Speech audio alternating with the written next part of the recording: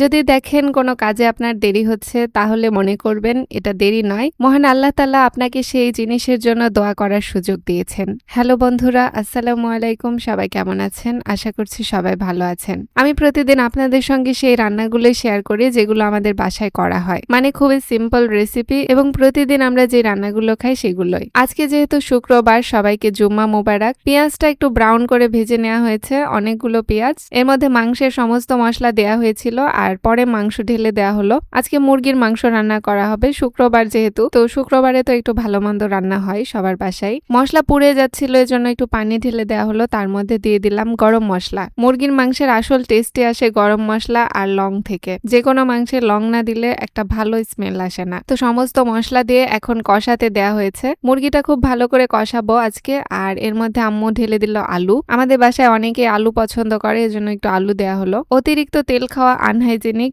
এজন্য পরিমাণ মতো আমরা তেল ইউজ করছি। তারপরেও বলা যায় না, সুস্থতা মহান আল্লাহর হাতে। কিন্তু যেহেতু যুগ জামানা খারাপ, এজন্য তেল একটু কম খাওয়ারই চেষ্টা করবেন। এখন কিছুক্ষণ ঢাকনা দিয়ে ঢেকে রাখার পরে এই যে আমাদের মুরগিটা মাশাআল্লাহ কষানো শেষ। এত সুন্দর স্মেল আসছে কি বলবো। এই মুরগির মাংসগুলো অবশ্য অনেক সুস্বাদু ছিল, অনেক টেস্টি ছিল।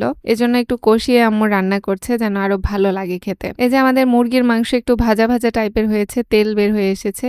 এই পর্যায়ে এখন দিতে হবে ঝোল। আমরা খুব বেশি ঝোল রাখবো না মুরগিতে, পরিমাণ মতোই রাখবো, এজন্য অল্প একটু ঝোল দিলাম। তীব্র গরমের মধ্যে একটু ভাজা পোড়া কম খাওয়াটাই বেটার, ভোনা মাংস খাওয়াটা রিস্ক। তারপরেও যেহেতু বিরিয়ানি দিয়ে খাওয়া হবে, এজন্য একটু ঝোল আজকে কমই আমরা রাখবো। কষানো হলেই নামিয়ে নিলাম। আর এই যে জিরা গুঁড়া করে নিয়েছি, আম্মু আমাকে বললো জিরা গুঁড়া ছিটিয়ে দিতে, তো দিলাম। ব্রয়লার মুরগিতে জিরা গুঁড়া ভালো লাগে না, কিন্তু এই মুরগিতে জিরা গুঁড়া ভালোই লাগে। আজকে আরো একটা তরকারি আছে, সেটা হচ্ছে কানস মাছ দিয়ে লাউয়ের ঝোল, মানে রসা রসা আর কি রাখা হবে। তো প্রথমে কড়াইয়ে তেল ঢেলে দেওয়া হলো, এর মধ্যে পরিমাণ মতো পেঁয়াজ দেওয়া হলো, জিরা তেলানিতে দেওয়া হলো, একটু কাঁচামরিচ কেটে দিলে লাউয়ের তরকারিতে ভালো লাগে। এর মধ্যে শিং মাছগুলোকে দিয়ে দিলাম। আমরা শিং মাছও বলি, কানস মাছও বলি, তবে আমাদের আঞ্চলিক ভাষায় এটাকে আমরা কানস মাছ বলি। এই মাছগুলো খুবই সুস্বাদু ছিল।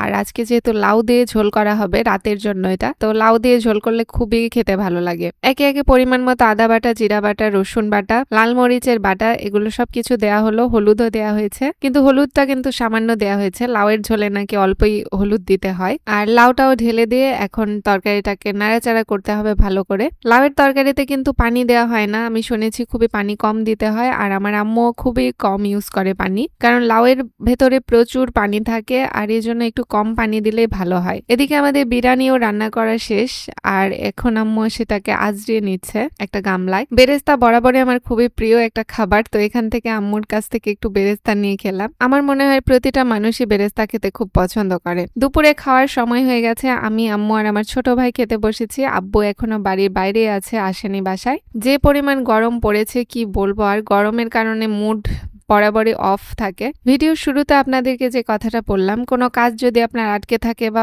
কোনো কাজে যদি দেখেন আপনার সময় লাগছে, হচ্ছে না, তো আপনি একদম শিওর হয়ে যাবেন যে আপনাকে দোয়া করার জন্য আল্লাহ তাআলা সময় দিয়েছে। প্রতিটা জিনিসেরই একটা সময় নির্ধারণ থাকে, এজন্য চিন্তা না করে দোয়া করুন। সবাই ভালো থাকবেন, সুস্থ থাকবেন। আল্লাহ হাফেজ।